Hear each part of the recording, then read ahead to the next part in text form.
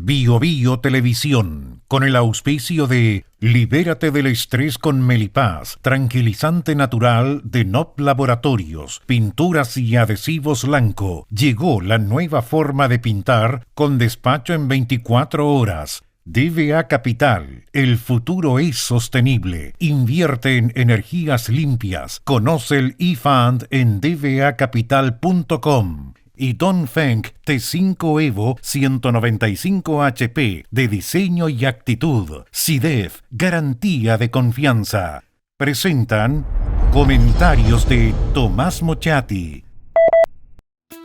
El estrés y la ansiedad en estos tiempos es indudable. ¿Andas acelerado? ¿Sientes tu mente sobrepasada? ¿Te cuesta dormir bien? Para tranquilizarnos naturalmente, tenemos Melipaz, que calma la ansiedad, relaja y reduce el estrés.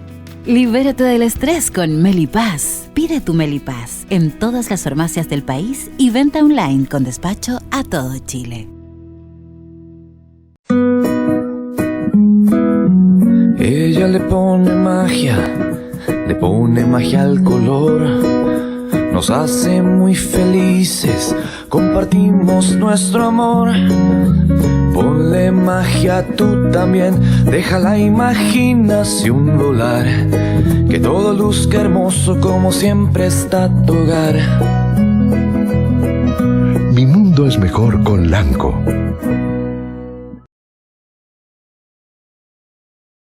Sabemos que la pelea contra el cambio climático se gana eliminando las emisiones de CO2. Hay que generar energía limpia, llevarla a todos los rincones del planeta, almacenarla y ocuparla en nuestra vida diaria para que logremos un futuro sustentable. A partir de eso, creamos eFund, un fondo que invierte en las compañías que están liderando la electrificación del mundo, desde aquellas que fabrican los materiales para construir paneles solares o parques eólicos, hasta los mayores productores de baterías y autos eléctricos. Invierte en eFund, sé parte del futuro eléctrico y suma en un sentido tus inversiones.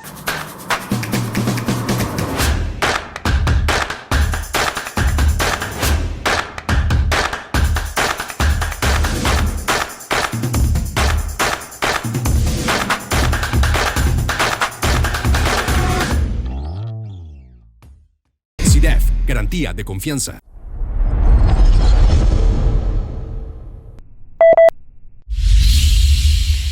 Iván Petrovich Pavlov fue un hombre muy inteligente, tan inteligente que obtuvo el premio Nobel. Él era contrario al movimiento comunista y, sin embargo, una vez que los comunistas obtuvieron la victoria después de la Revolución de Octubre de 1917, el nuevo régimen, el régimen comunista, esa dictadura, lo reconoció y lo nombró director de los laboratorios de fisiología en el Instituto de Medicina Experimental de la Academia de Ciencias de la Unión Soviética. Incluso en una gran reunión en 1935 fue proclamado como el fisiólogo más importante del mundo. Iván Pavlov hizo muchas investigaciones exitosas. Una de esas fue utilizando perros. Vio que cuando se le acercaba comida al perro, este animal empezaba a segregar saliva. Después observó que incluso cuando veía la comida o la olía, aunque estuviera a distancia, pero veía la comida, comenzaba a salivar. Y después se dio cuenta que incluso salivaba cuando veía a la persona que siempre le traía la comida, aunque no trajera comida. Entendió entonces que hay una relación estímulo-respuesta aprendida y que eso no es fruto de la genética o de la naturaleza, sino que son conductas aprendidas. Entonces Pablo usó un sonido neutral mediante un metrónomo, un sonido absolutamente neutral. Lanzó el sonido neutral al perro, no pasaba nada. Después usaba el sonido con el metrónomo y le daba enseguida comida al perro. Y esto lo hizo una y otra vez, sonido y comida, sonido y comida. Y ocurre que lo que pasó es que inmediatamente estos reflejos fueron condicionados, porque después había solo sonidos y el perro salivaba, porque pensaba que le iban a llevar comida. Es una especie de efecto reflejo, conocido como efecto Pavlov. La obra Reflejos Condicionados se publicó en castellano en 1929, hace muchísimo tiempo. Y estos reflejos condicionados se usan, por ejemplo, en el ejército. Una orden, un grito, y todos se cuadran y todos hacen determinadas cosas. O para estudiar acciones humanas, incluso en las técnicas del marketing. Le pido disculpas por esta disgregación, a lo mejor demasiado larga, posiblemente excesiva. Lo que me ocurre, es que escuchando al subsecretario del Interior y a un policía de alta graduación, ¿sabe que me acordé del interesante Pablo? ¿Se ha dado cuenta que ante cualquier balacera en la calle, de las que hay muchas, ante cualquier asesinato, principalmente si participan extranjeros, y los hay en abundancia, un policía menor o mayor, un funcionario gubernamental de los menos encumbrados a los que están a la cabeza del Estado, inmediatamente hay una balacera y cuando aún el cuerpo está caliente, sin que haya tiempo siquiera para iniciar una investigación, reaccionan todos igual, al estilo Pablo. Fue un ajuste de cuentas. Yo sospecho que Pablo tendría un amplio campo de investigación en este Chile. Como es un clásico reflejo condicionado, ampliamente difundido, nadie se pregunta ¿cuál fue la cuenta que cobraron? Dicen, fue un ajuste de cuentas, ajuste. Nadie se pregunta cuál fue la cuenta que cobraban, cuándo se produjo esa cuenta y cómo se produjo. ¿De qué magnitud es esta cuenta para que uno mate a otro? Y lo mínimo, ¿qué antecedentes tienen para declarar algo así? Pero en verdad no hay que preguntar ninguna de estas cosas porque, como dijo el científico, es un reflejo condicionado y reflexivo. Y desde ese punto de vista, un reflejo tonto. Es verdad que el ruso dijo que el asunto era más complejo con el Homo sapiens, porque ahí hay capacidad de reflexión, pero eso parece que en Chile no está ocurriendo. Hay algo, eso sí, de macabro en todo este asunto, porque da la impresión que cuando lo que ocurre es un ajuste de cuentas, la verdad es que lo que pasa es que importa menos, porque da lo mismo que se maten entre ellos. Uno menos dice más de alguien. Todos sabemos que no en todos los casos delictivos la intensidad investigativa es la misma. El día martes pasado, a eso de las 20 horas, ocurrió un asesinato más, uno de tantos, en la población Las Aralias, en la comuna de Pedro Hurtado, en la región metropolitana, de Padre Hurtado, pero en la región metropolitana, pasó un vehículo con un ocupante realizando disparos. Hirió a Cristian Herrera Sánchez. Este señor estaba en un vehículo y lo hirió en el tobillo. Se fue este vehículo. Salieron algunos vecinos a mirar, pero el conductor de ese auto que había disparado volvió al lugar y ahora sí, disparó muchísimos disparos y mató a un niño que se llama Jonathan, se llamaba. Su abuelo de 52 años recibió un balazo en la cabeza y hasta el momento de levantar esta columna se debatía entre la vida y la muerte. Este niño, el niño muerto, nacido en 2018, concurría hasta el kinder Padre Hurtado y vivía con sus padres en la Villa Santa Mónica, en la misma comuna. Los vecinos contaron que frecuentemente hay disparos en el barrio, pero esto es habitual. A cada rato vecinos nos reportan a Radio Bío Bío de disparos durante la noche. Incluso nos llaman por teléfono y colocan el teléfono para que escuchemos las ráfagas de armas automáticas. En muchos lugares se vive una especie de toque de queda impuesto por el narco. Y como tantas veces, los vecinos dicen que llamaron reiteradamente a carabineros y estos no llegaron. En este caso, en la muerte de este niño de 5 años, primero llamaron a carabineros, no llegó. Y primero llegó bomberos.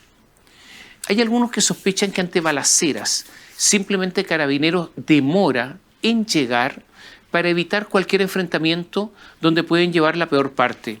Porque sabemos que ante las armas automáticas de los delincuentes, los policías chilenos están en inferioridad de capacidad de fuego. Como tantas veces, una vez que mataron a este niño, abrieron su boca autoridades políticas, policías, fiscales.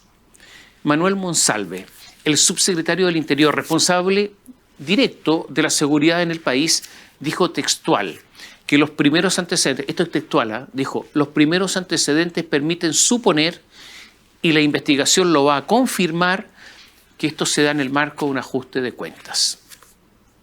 Ajuste de cuentas da a entender una disputa entre delincuentes, un arreglo a balazos entre ellos. Y habla de primeros antecedentes. ¿Pero cuáles antecedentes? Y asegura que la investigación va a confirmar que es un ajuste de cuentas. Lo dice textual. La investigación va a confirmar que es un ajuste de cuentas. Pero ¿cómo puede Monsalve afirmar esto si aún se está iniciando la investigación? La verdad es que mientras hablaba, le confieso, me acordé de Pavlov. Porque ante cualquier balacera, cualquiera, incluso en una que muere un niño, es desde el minuto 1 que se habla de un ajuste de cuentas, un asunto de ellos. Yo no atribuyo esta declaración a una pequeñez miserable, sino lo explico con la reacción elemental, alguna vez aprendida desde un equipo de coaching, eso sí que son siniestros a veces, para repetir siempre lo mismo, hasta que la insensatez se transforma en reacción, o sea, en costumbre aprendida. Puede ser que haya habido un acto de venganza por asuntos anteriores en este caso, pero la verdad es que no lo sabemos. Peor aún, la abuela de este niño dijo que el asesino lo identificó, se llama Juan Carlos Alarcón, tiene 20 años, lo conocen más como el Lechuga, y agregó que este Lechuga quería vender droga y nosotros, dijo, nos oponíamos a estas cosas. Por eso su hijo, el padre de este niño, había discutido con él y nos amenazó. El Lechuga les dijo, los voy a matar. No lo conocíamos y por eso, dice la abuela, y por eso nos da rabia que en las noticias salga ajuste de cuentas. ¿Ajuste de cuentas de qué? No entiendo por qué le pusieron ajuste de cuentas. Fue un asesinato. Los balazos iban para mi hijo, mi nieto salió con él a la calle y mi hijo no se dio cuenta, dijo la abuela. Insisto, esto ocurre a cada rato, esto del ajuste de cuentas, porque además hay harto clasismo en todo esto. En otros casos, como el famoso caso Fundaciones, por ejemplo, se exige por las mismas autoridades no adelantar el juicio. Por favor, espere la investigación, deje que las instituciones funcionen. El Consejo de Defensa del Estado, ante su lentitud de tortuga, dice que es incomprendido y todo este tipo de cosas. Y ahí Pavlov funciona también, pero en otro sentido. Eso él también lo explicó, pero eso lo podemos tratar en otra oportunidad. Lo notable es que el ministro de Hacienda, Mario Marcel, dice ahora que la reforma tributaria es para dotar al país de seguridad pública, y lo dijo a propósito, una vez más, pero ahora a propósito del asesinato de este niño. O sea, el ministro Marcel pasó de la continuación del crédito con aval del Estado, el CAE, que servía para el pago de la deuda histórica de los profesores, ahora a la seguridad. Incluso decía que servía para la emergencia habitacional, para las reformas a la salud, pero ahora no, ahora sirve para la seguridad. Es como una especie de bolsillo de payaso la reforma tributaria. Naturalmente que el ministro Marcel no logra explicar los cerca de 90.000 nuevos funcionarios públicos con todas sus garantías que él ha contratado. Bueno, este es un paréntesis. El ministro Marcel es uno de los padres de los llamados PMG. ¿Qué significa PMG? Programa de Mejoramiento de Gestión, que son los bonos para mejorar la gestión que se pagan a los funcionarios públicos. Pero todo esto es una mentira, porque el bono se lo ganan siempre, hagan bien las cosas o mal las cosas. Hay tanta deshonestidad intelectual en todo esto que nadie dice nada por temor a cualquier huelga o medida de presión si es que los PMG se hicieran en serio, se aplicaran en serio. De Pavlov vamos a pasar a Gregor Mendel. Gregor Mendel nació en lo que hoy es la República Checa. Fue una curiosa mezcla de monje agustino y biólogo. Experimentó en las arvejas y desarrolló las famosas 3 leyes de la genética conocidas como las leyes de Mendel. Era también un matemático y primero hizo experimentos en ratones, en abejas, pero finalmente fue con arvejas. Quería determinar, ¿sabe qué? Los principios de la genética, o sea, los principios de los caracteres hereditarios. Eso que ocurre entre nosotros, los humanos, porque el hijo se parece al padre o la madre. ¿Y qué hizo? Cruzó una arveja que producía semillas amarillas y otra que producía semillas verdes. Y salió una proporción de 3 amarillas por una verde. Y después mezcló semillas verdes y amarillas, unas con piel rugosa y otras con piel lisa. No los aburro en detalles. Solo le cuento que descubrió los principios de la genética, el de la uniformidad, el de la segregación y el de la combinación independiente. Y supo que los caracteres genéticos hay dominantes y recesivos. Y todo esto se aplica a los seres humanos. Este cura científico, Mendel, solo sería reconocido años después de su muerte. ¿Y por qué me acordé de Mendel? Al ver a tantos parientes desempeñando funciones en el Estado. Como si la adoración por el Estado, por el paraguas del Estado, por las granjerías del Estado, sí, fuera un asunto genético. Otros benevolentes dirán que genéticamente se tiene vocación por el servicio público, eso de servir a los demás, ese verdadero apostolado, sí, genético. Y otros con peor pensamiento solo hablarán de esa cosa fea, de esa especie de grosería que se llama nepotismo. Usted elige entre Mendel y eso que no tiene nada de científico, que es el nepotismo, favorecer a los familiares. Ahora se supo, y le doy algunos ejemplos, que Miguel Crispi tiene una tía, hermana de su mamá, que se llama Verónica Serrano, una bacheletista de tomo y lomo. Cuando Miguel, hoy jefe del segundo piso, era jefe de la Subsecretaría de Desarrollo Social, Verónica Serrano daba la luz verde en forma urgente para que el Ceremi Carlos Contreras le entregara la plata a la pareja de la diputada Catalina Pérez, Daniel Andrade. Carlos Andrade había sido jefe de gabinete de Catalina Pérez. Crispi, Pérez, Andrade, Contreras son todos de Revolución Democrática. La mamá de Crispi, la hermana de Verónica, que se llama Claudia Serrano, fue ministra del Trabajo de Michelle Bachelet. Por eso le digo que la vocación de servicio público es genética o es nepotismo. Y como consecuencia, son todos persistentes. O sea, es un sino. Veamos el caso de Verónica. La tía, hoy muy cuestionada por su entusiasmo en dar plata que no era ella, que no era de ella, era jefe de asentamientos precarios del Ministerio de la Vivienda cuando auspició entregar la plata a la Fundación Democracia Viva y a muchas más. Fue Ceremi de Vivienda en 2002, secretaria ejecutiva del Directorio de Obras Bicentenario del Ministerio de Obras Públicas, directora nacional de Arquitectura del Ministerio de Obras Públicas hasta 2010. Todos estos cargos son de nombramiento político. Medianamente hablando, perdón la ligereza en el hablar, mendelianamente hablando, con Mendel, otra hermana, no la que fue ministra, sino que Alejandra, fue directora ejecutiva del Centro Cultural Palacio de la Moneda por 11 años. Otro hermano, Víctor fue coordinador del programa presidencial Meta Presidencial de la Junta Nacional de Jardines Infantiles, en el segundo gobierno de Michelle Bachelet. Y hay otra hermana más, Catalina, que trabaja en comunicaciones del Parque Metropolitano, dependiente del Serviu, que depende del Ministerio de la Vivienda, o sea, de Carlos Montes, porque eso de que todos los caminos llevan a Roma sigue ocurriendo. Algo más, la señora Verónica Serrano renunció a la jefatura de asentamientos precarios para asumir, dijo, otros desafíos profesionales, textual. ¿Y en qué consistía el desafío? En aterrizar en la Subsecretaría de Desarrollo Regional, donde poco antes había estado su sobrino Miguel Crispi, en el programa Nueva Alameda, que incluye la renovación de la Plaza Italia. Ese nuevo desafío profesional incluye, claro, una remuneración de poco más de 5.400.000 pesos. Toda una empresa familiar, bajo el Estado. Cuando Verónica asumió el desafío, la llegó a reemplazar, ¿quién? El nuevo desafío, el cambio de trabajo. La llegó a reemplazar en asentamientos precarios del Ministerio de la Vivienda un operador del Partido Socialista peso pesado, un hombre del poderoso ex senador Juan Pablo Letelier. Y este señor se llama Ricardo Trincado. Genéticamente, me refiero al servicio público, no lo olvide, su hija Catalina Trincado trabajó en la Subsecretaría de Vivienda, con la Subsecretaria de Vivienda Tatiana Rojas, porque, de nuevo, en el mismo ministerio de Carlos Montes. Hablemos del operador del Partido Socialista Ricardo Trincado.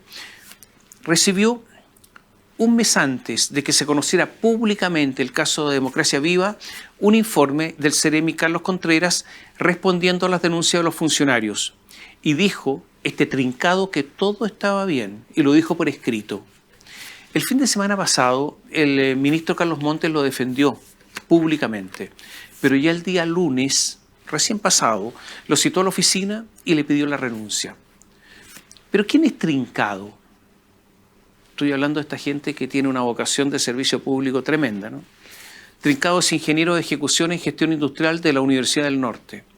En 1990 postuló a la directiva de los jóvenes socialistas junto al actual ministro Esteban Valenzuela y Marco Antonio Núñez. Fue el jefe de campaña diputado de Juan Pablo Letelier en 1989 y de ahí siempre le ha sido fiel. Fue consejero regional de la región de O'Higgins por el Partido Socialista, trabajando en dupla con Letelier. Luego secretario regional ministerial de Obras Públicas, ahí mismo en O'Higgins, el feudo de Letelier. Luego asesor de la Subsecretaría de la Vivienda, después nombrado intendente, ahí mismo en O'Higgins, por Ricardo Lagos. Después fue investigado en el caso Mopgate por recibir platas que se triangulaban desde la Universidad de Chile y tuvo que renunciar. Después fue, no hay problema, fue director del Servio Metropolitano.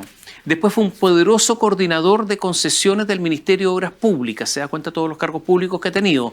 Luego se privatizó y apareció como gerente general de la sociedad concesionaria Rutas del Canal de la empresa AS Dragados, pero en la misma empresa que construiría la doble vía entre Puerto Montt y Pargua por $120 millones y que se adjudicó ese contrato cuando este trincado estaba en el Ministerio de Obras Públicas.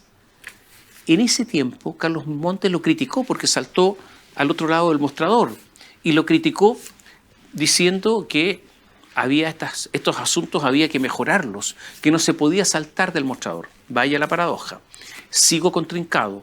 Después fue administrador municipal en Puerto Montt, en el municipio de Puerto Montt con el alcalde Gerboy Paredes, también socialista, y después de nuevo se incorpora al Ministerio de la Vivienda con Carlos Montes, los dos PS como jefe de asentamientos precarios. ¿Usted ve la cantidad de cargos que ha tenido en el Estado? Hace unos pocos días tuvo que renunciar, como les decía, porque Carlos Montes le pidió la renuncia.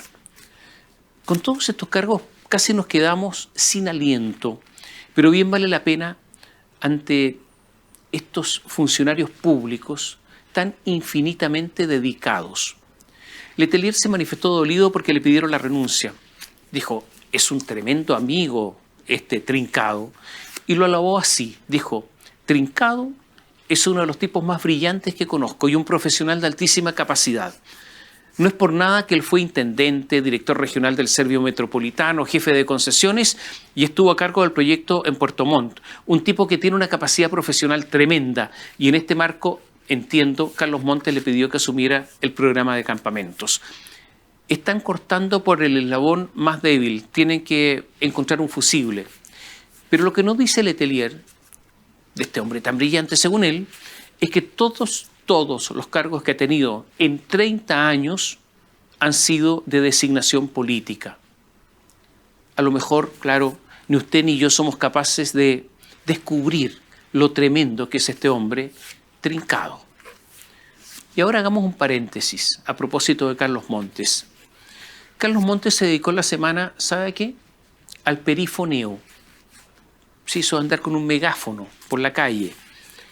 Yo sé que es un estilo un poco kirchnerista, eso de juntar gente en la calle para que lo apoyen. Fueron al ministerio unas 150 personas en medio de su crisis.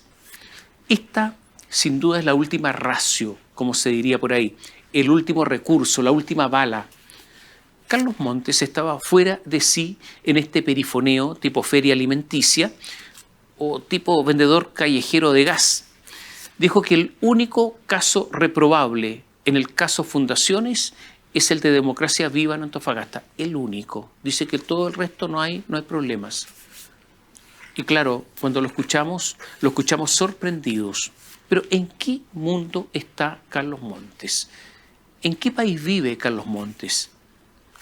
A ver, reiteremos, hay no una, 53 fundaciones investigadas. Hay varios secretarios regionales ministeriales renunciados por estos casos. Es como si Montes fuera ese señor del desierto que, muerto de sed, ve espejismos, ve ilusiones, ve lo que desearía ver. Pero ¿qué pasa con Montes? Es como si el informe de la Comisión Investigadora de la Cámara de Diputados no existiera. El deterioro de Carlos Montes es brutal. Y el Partido Socialista, también deteriorado, lo sigue en la caída. Todo esto es muy tonto. La verdad es que lo de Carlos Montes no es solo un asunto político, de responsabilidad como ministro, de dignidad, o simplemente un cálculo en cuanto al poder y su deterioro, su erosión. Lo de Carlos Montes es esencialmente un asunto moral. Carlos Montes, durante tantos años, como legislador, primero diputado, después fue senador, fue un durísimo fiscalizador. Eso sí, siempre a favor de acusaciones contra sus adversarios, esa las apoyaba, y en contra de las que afectaban a miembros de su sector político, ahí votaba en contra. Pocos habían advertido que detrás de esa dureza de Montes había una duplicidad, solo dureza contra opositores a él. Que esa dureza entonces era aparente, que solo era no era una fiscalización, sino un simple recurso para atacar a opositores. Y eso es lo que se manifiesta ahora. Porque si fuera consecuente con las acusaciones que apoyó, debiera haber renunciado hace mucho rato. Pero no, la verdad es que no era verdad, reiteramos. Por eso no renuncia, porque no estaba fundado todo su actuar en la estrictez, sino que en la política chica. Lo notable es que esta duplicidad lo sigue todo el Partido Socialista, sus senadores, sus diputados, sus dirigentes. Carlos Montes es el primero, pero los demás no le van en saga. Hasta esos niveles, hasta estos niveles, ha caído la política. Pero volvamos a Mendel, eso de las personas parientes en el Estado, porque debido a su condición genética los designan ahí. Carlos Durán, ¿quién es? Es jefe de gabinete de Gabriel Boric, ni más ni menos. Es del partido Convergencia Social, el mismo partido del presidente Boric. Su cónyuge es Charlene Dilla y trabaja como asesora de confianza del director del Servicio Nacional de Migraciones, Luis Taller, específicamente en algo que se llama ahí participación ciudadana. Este Taller es amigo de Durán, porque fueron compañeros en la desaparecida Universidad Arcis. El anterior jefe de gabinete de Boric se llama Matías Mesa Lopendía. Su pareja es Carmen Morales, también de Convergencia Social. Carmen Morales trabajó en el Ministerio de Salud y después fue jefa de gabinete de la subsecretaria Valesca Naranjo, también de Convergencia Social. Ahora es jefa de lo que se llama, escuche, Observatorio de Participación Ciudadana y No Discriminación de la Secretaría General de Gobierno. Dicen que ahí se trabaja un montón, ¿eh? Valesca Naranjo está casada con Gonzalo Durán, que es alcalde de Independencia. La jefa de estudios del segundo piso, que dirige el ya mentado CRISPI, se llama Luna Folegatti. ¿Y quién es Luna Folegatti? Es pareja de Sebastián Enríquez. ¿Y quién es Sebastián Enríquez? El señor que trabaja en el gabinete del ministro de Educación, Nicolás Cataldo, del Partido Comunista. La vicepresidenta del partido del presidente del Partido Convergencia Social es Jimena Peralta, vicepresidenta de Convergencia Social. Su pareja, del mismo partido, se llama Eduardo Santa Cruz, quien trabaja en algo un poco vago, asesor de proyectos presidenciales especiales. Su primo hermano, es Nicolás Grau, ministro de Economía, también de Convergencia Social. Y el otro hermano es Matías Grau, jefe de lo que se llama División de Focalización de la Subsecretaría de Servicios Sociales. Y una cuñada se llama Josefina Amenábar González y es jefa de gabinete de la subsecretaria de Evaluación Social. Alonso Grau es primo de Nicolás y trabaja en la Dirección de Salud de la Municipalidad de Santiago. Como una anécdota, Alonso Grau está 1 año y 8 meses recién recibido de abogado y le subieron 8 grados su nivel de sueldo. Después se lo bajaron, pero se lo habían subido 8 grados. Álvaro Elizalde, antiguo presidente del Partido Socialista, ex senador, hoy ministro de la Secretaría General de la Presidencia. Bueno, Eugenia Elizalde es su hermana y encontró trabajo como jefa en un apartado que se llama Subdepartamento de Gestión y Desarrollo de Personas de la Dirección de Presupuesto. Esteban Valenzuela, el ministro de Agricultura, tiene un sobrino, se llama Nicolás Valenzuela, es miembro del directorio del Metro. La ministra del Trabajo es militante del Partido Comunista, se llama Janet Jara. Su pareja es Claudio Rodríguez, que pasa sus días como jefe de gabinete del subsecretario de Prevención del Delito, Eduardo Vergara. El ministro Grau, lo nombrábamos recién, es primo ¿de quién? De la senadora del Partido Comunista, Claudia Pascual, porque ella se llama Claudia Pascual Grau. Gonzalo Winter, también de Convergencia Social, uno que en forma prepotente anda proclamando quiénes son sus enemigos. Tiene pareja Gonzalo. Esta se llama Dolores Reyes. ¿Y dónde está Dolores Reyes? En el segundo piso, la asesoría estratégica de Gabriel Boric. Lautaro Carmona es presidente del Partido Comunista. Su esposa fue designada por Boric delegada presidencial provincial de Melipilla. Fernando Carmona trabaja también el hijo, ¿no?, asesorando a Gabriel Boric en el segundo piso. Carmen Hertz es diputada del Partido Comunista. Su hijo, Germán Berger Hertz, fue designado por Boric agregado cultural en Barcelona. Hasta hace pocos días, la hermana de la diputada Claudia Mix del Partido Comunes, se llama Patricia Mix, era seremi de Cultura de Valparaíso. Su hijo, Ariel Jara, trabaja en el área de comunicaciones de la Delegación Presidencial de Talagante. La delegada presidencial de Talagante se llama Stephanie Duarte, fue asesora de la diputada Claudia Mix. Fernando Atria, el abogado y uno de los líderes de la Convención Constitucional de Elisa Loncón y Jaime Atria, está casado con la ex subsecretaria de Relaciones Exteriores, hoy asesora de la Cancillería, Jimena Fuentes. Su hermano, José Miguel Atria, es director de Educación de la Municipalidad de San Antonio. Beatriz Sánchez es embajadora política en México. Su hijo, Diego Aravena, es jefe de gabinete de la Seremi de Educación de la región metropolitana. Natalia Piergentile fue presidenta del PPD y ahora está en la mesa directiva de ese partido, el PPD. Su hermana se llama Paula, fue analista de la sección biblioteca de la Subsecretaría de Servicios Sociales y luego subió porque le aumentaron el sueldo a un cargo que se llama analista contable de bienestar, ahí en el mismo lugar. Jorge Brito es diputado de Revolución Democrática. Su hermana fue contratada como directora jurídica por Macarena Ripamonti en la Municipalidad de Viña del Mar. Daniel Jadue, usted sabe, es militante del Partido Comunista, alcalde de Recoleta. Su hermano, Juan Pablo, es jefe de Administración y Finanzas de la Subsecretaría de Telecomunicaciones. María Elisa Caelín es o era hasta hace poco, no lo sé, pareja de Daniel Jadue. Trabaja en la Secretaría General de la Corporación Municipal de San Joaquín. En Recoleta trabaja Pablo Tellier, hijo de Guillermo Tellier, como gerente de la Corporación Cultural. El marido de la ex convencional del Partido Comunista, Bárbara Sepúlveda, se llama Sebastián Fierro, es director de comunicaciones del Ministerio de Educación. El diputado Daniel Melo es hijo del exalcalde Sadi Melo. Su hermano, Francisco, trabaja en la Municipalidad de La Granja. La diputada socialista Danisa Astudillo tiene un hermano, se llama Luis, que trabaja en la Municipalidad de Pedro Aguirre Cerda. La Universidad de Aysén, que tiene apenas 7 años, sí, está quebrada, después de 7 años. Su primera rectora dijo al medio Exante, en esta universidad, como explicando por qué quiebra, entre otras razones, ¿no? Dijo, se perdió en esta universidad el pluralismo. Yo creo que en los años de la pandemia todo era tan raro que llegó mucha gente por proyectos que era muy afín a la militancia de la rectora. Todos sabemos que la rectora Natacha Pinto era de Revolución Democrática. Natacha Pino, perdón, era de Revolución Democrática. Ella era del Consejo Asesor de Democracia Viva, la rectora de la Universidad de Aysén, que hoy día está quebrada. Ella invitó a Democracia Viva a actividades en la universidad. Entonces no me digas que ahí no había una orientación política muy clara. Llegó y se tomó la universidad Revolución Democrática. Los muchachones se apropiaron de este proyecto nuevo, la Universidad de Aysén, y de paso traicionaron a la gente de Aysén. Mira, podríamos seguir con cargos, seguir con embajadores, con otros cargos. A lo mejor no es necesario, pero son todos los que le he nombrado, hay muchos más, cargos políticos y muchos cargos que son de dudosa utilidad.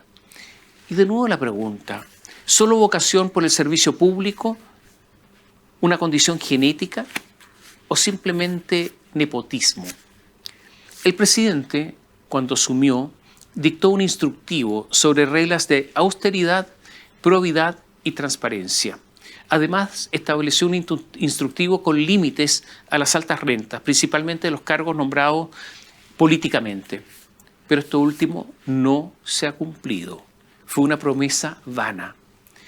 ¿Qué dijo el presidente en campaña? Otra promesa. Dijo, en el Chile que construiremos, mira la promesa, en el Chile que construiremos no habrá espacio para el pituto. Por eso tenemos que pasar a la acción. Prohibiremos la contratación de parientes de altas autoridades del Estado en cargos de confianza. Sí, dice, es de sentido común, pero usted y yo lo sabemos, que eso no es lo que pasa hoy. Palabras textuales del presidente Gabriel Boric cuando era candidato. Todo esto fue solo una promesa que se transformó en palabras de sabor bien amargo. ¿Qué dijo ahora tratando de explicar eso? Dijo, yo juzgo a la gente por su cumplimiento a la ley, por sus méritos y trayectorias, y no por las relaciones familiares que tengan. Y así borró con el codo lo que había escrito con la mano. ¿Es una contradicción? Yo diría que es una nueva falsedad. En demasiados casos, además, no son los méritos. Porque ¿qué mérito tiene Paula Narváez para ser embajadora en la OEA? Javier Velasco para ser embajador en Madrid, Sebastián de Polo para ser embajador en Brasil, Bárbara Figueroa, que hasta hace poco era embajadora en Argentina, en Buenos Aires, Susana Herrera, la despedida embajadora en Londres. Todo lo que se dijo no era verdad. Para rematar, explicando todo esto, Camila Vallejo dijo, hay que diferenciar. Nosotros tenemos un instructivo de probidad respecto a nepotismo que está vigente y se ha cumplido. No hay cambio de relato. Juzgue usted a Camila Vallejo por estas palabras y frente a la evidencia. El presidente ha dicho ahora que hay que unirse para combatir contra la delincuencia, pero perdió un año por lo menos entre el desistimiento de querellas por ley de seguridad del Estado, la resistencia a instaurar estados de emergencia, las dudas sobre la política de inmigración, la refundación de Carabineros, de la que ya nadie habla. La verdad es que hay demasiada torpeza. Pero más que eso, no hay credibilidad. Porque cuando un presidente indulta a delincuentes para después reclamar que adhieran a sus políticas, simplemente no hay posibilidad de creer. Todo esto ocurre en medio de grandes incertidumbres. En estos instantes hay hubo una alta inflación en noviembre, bajo crecimiento, posiblemente este año crezcamos 0 o un poquito menos de 0, lo que significa decrecer por el aumento de la población. Se espera un año 2024 en que de nuevo Chile estará entre los países de peor crecimiento en América Latina, con una continua salida de capitales, con un sistema político totalmente trabado y con una reforma tributaria para mantener un Estado ineficiente, repleto de funciones duplicadas, con bonos por metas que siempre se cumplen y en el que los funcionarios se preparan incluso para trabajar 40 horas lo antes posible. Todo esto en medio del intento de mantener a Carlos Montes en vivienda. Pavlov y Mendel se harían ricos en el Chile de hoy, porque tendrían un laboratorio gigante, ni más ni menos que todo un país.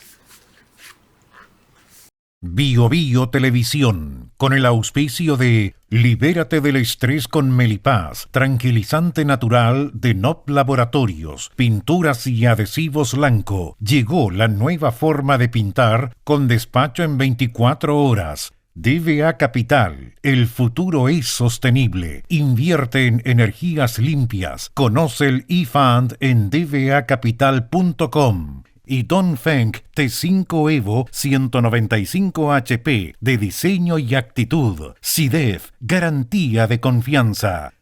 Presentaron comentarios de Tomás Mochati. El estrés y la ansiedad en estos tiempos es indudable. ¿Andas acelerado? ¿Sientes tu mente sobrepasada? ¿Te cuesta dormir bien? Para tranquilizarnos naturalmente, tenemos Melipaz, que calma la ansiedad, relaja y reduce el estrés. Libérate del estrés con Melipaz. Pide tu Melipaz en todas las farmacias del país y venta online con despacho a todo Chile. Ella le pone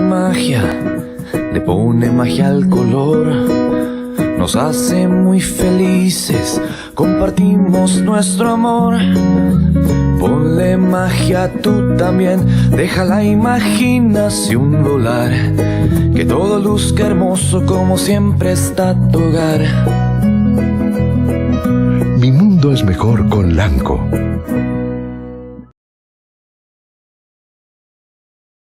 Sabemos que la pelea contra el cambio climático se gana eliminando las emisiones de CO2. Hay que generar energía limpia, llevarla a todos los rincones del planeta, almacenarla y ocuparla en nuestra vida diaria para que logremos un futuro sustentable. A partir de eso, creamos eFund, un fondo que invierte en las compañías que están liderando la electrificación del mundo, desde aquellas que fabrican los materiales para construir paneles solares o parques eólicos, hasta los mayores productores de baterías y autos eléctricos. Invierte en eFund, sé parte del futuro eléctrico y suma un sentido a tus inversiones.